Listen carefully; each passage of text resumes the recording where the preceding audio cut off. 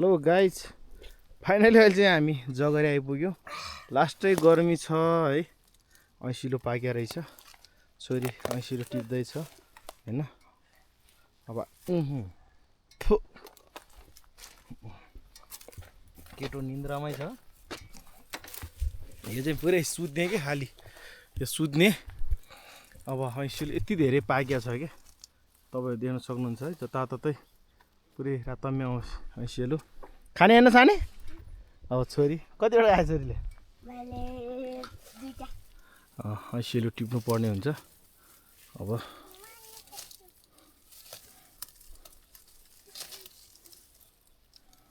ऐसिलो चाहिँ यसपालि पाकेको रहेछ। पहिला पहिला चाहिँ जङ्गलमा पुरै खाना जान्थ्यो हैन गोठालोमा। अहिले त बाख्रा चराउनु पनि छोड्यो। ना नाइजो नासो साने ला भाइले पनि दियो।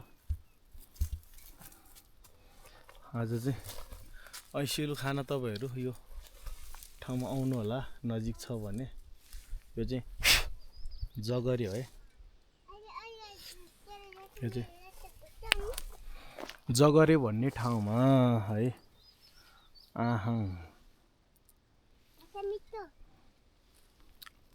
कस्तो छ ऐसिलो भन्नु त ल?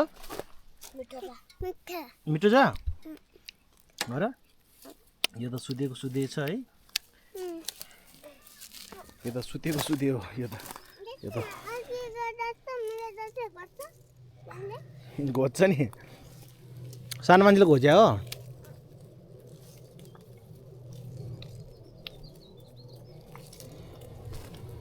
ना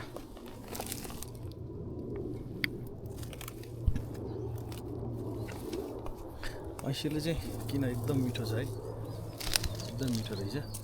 यो चाहिँ कति खायो छोरी? सातवटा।